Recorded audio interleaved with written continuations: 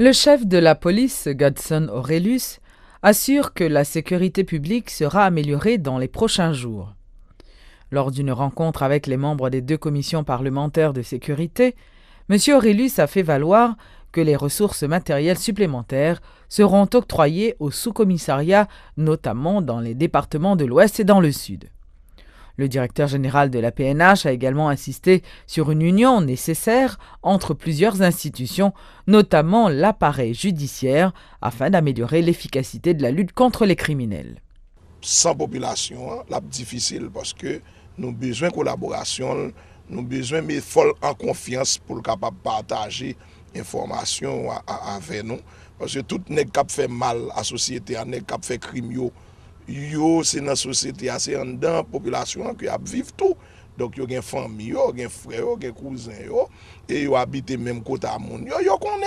Donc, c'est important que nous créions une ambiance de confiance entre la police et la population et nous poser question de justice là tout.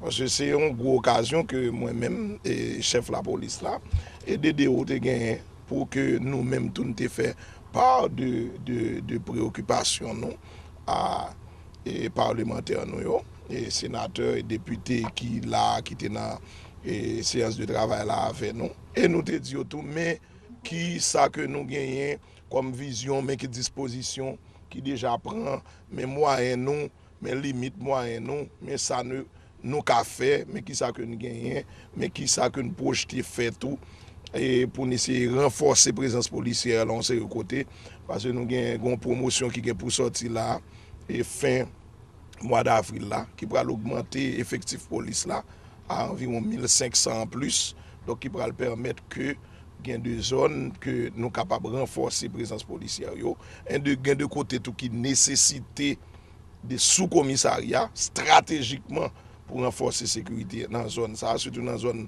quoi des bouquets. Il faut avoir des moyens tout. Donc il faut que toutes conditions réunies, pas qu'à faire sans moyens. Donc nous connaissons la situation pays.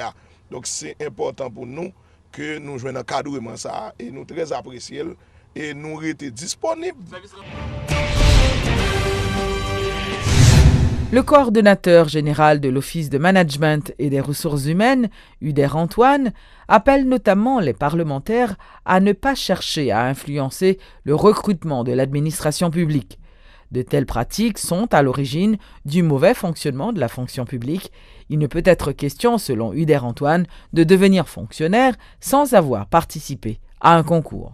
Nous assurons que la documentation adéquate là, nous assurons que le processus qui est fait de manière compétitive, que la promotion, que la nomination, etc., nous assurons que tout est là. Au contraire, nous allons renforcer la procédure de recrutement. C'est ça la réforme. Nous allons préparer depuis 2014 avec des procédures strictes pour bloquer l'administration publique là.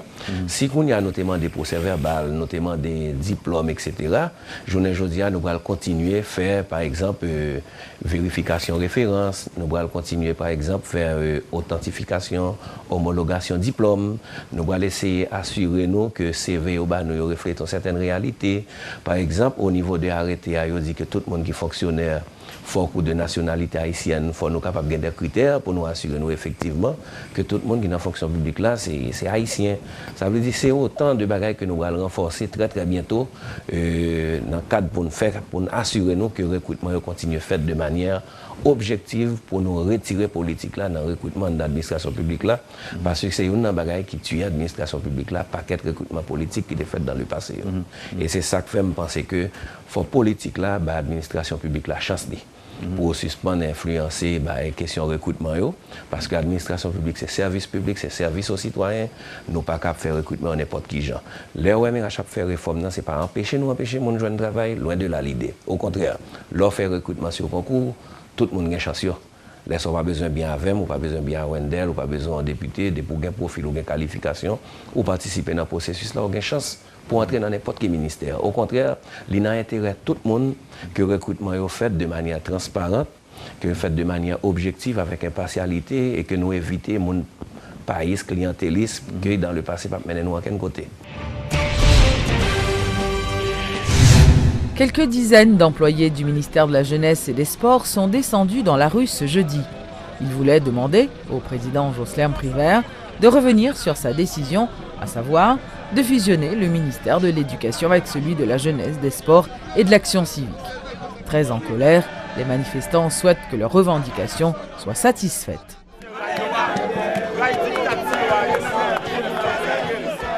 Au son du Rara, des employés du ministère de la Jeunesse et des Sports et leurs alliés s'en sont pris au président provisoire Jocelyn Privert.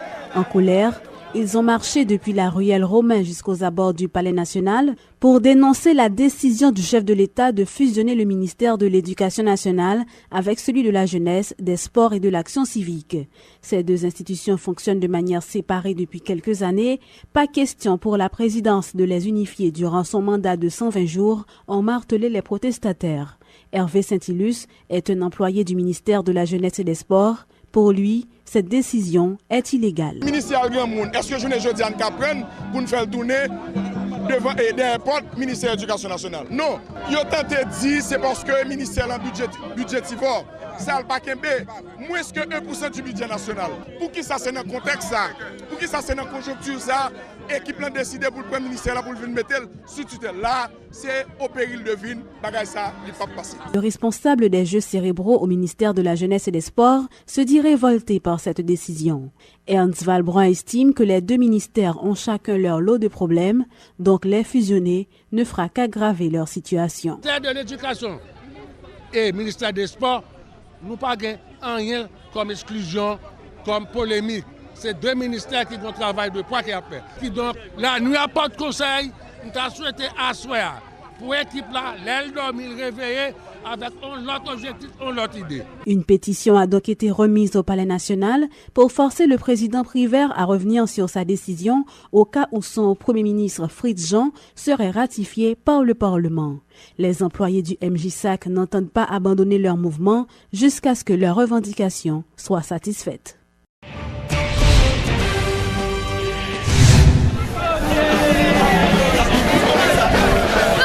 Les habitants de Cité-Soleil, eux aussi, ont organisé une manifestation à travers les différents quartiers de la commune.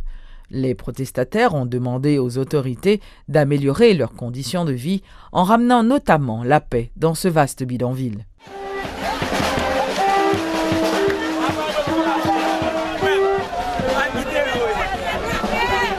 Je dis, on a regardé vu la dégradation sociale qui est au niveau communautaire. Nous en plein 21e siècle, grosse zone ça, nous pas même l'école professionnelle. Grosse zone ça, on pas aller nos niveaux pour exiger faut nous avons question et pour nous avons une université, mais au moins pour jeunesse pour jeunes garçons, jeunes filles. Je dis on regarder un jeune garçon qui est dans Cité Soleil, il lagué aux abois. L'état qui pas prend responsabilité. Vous regardez je dis jeunesse qui lagué à lui-même seul.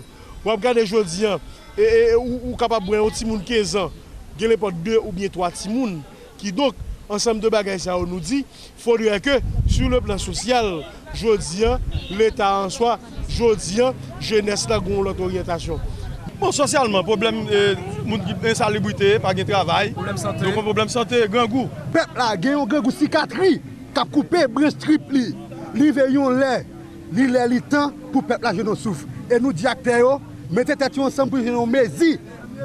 La situation pays n'est pas comme ça, merci. Donc nous demandons faut gagner la paix. Certainement, si pas gagner la paix, nous connaissons aucune activité pas fonctionner. C'est ça fait nous demander faut gagner la paix. Et ensuite nous demandons faut gagner intégration commune dans toute décision politique et sociale qui est pour prendre dans l'intérêt communautaire.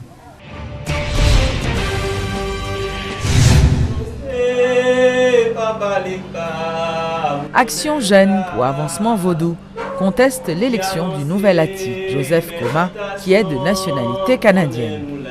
Le porte-parole de cette institution, Ruben Stelemack, se réfère à l'article 15 de la Constitution de 1987, stipulant que la double nationalité n'est admise en aucun cas.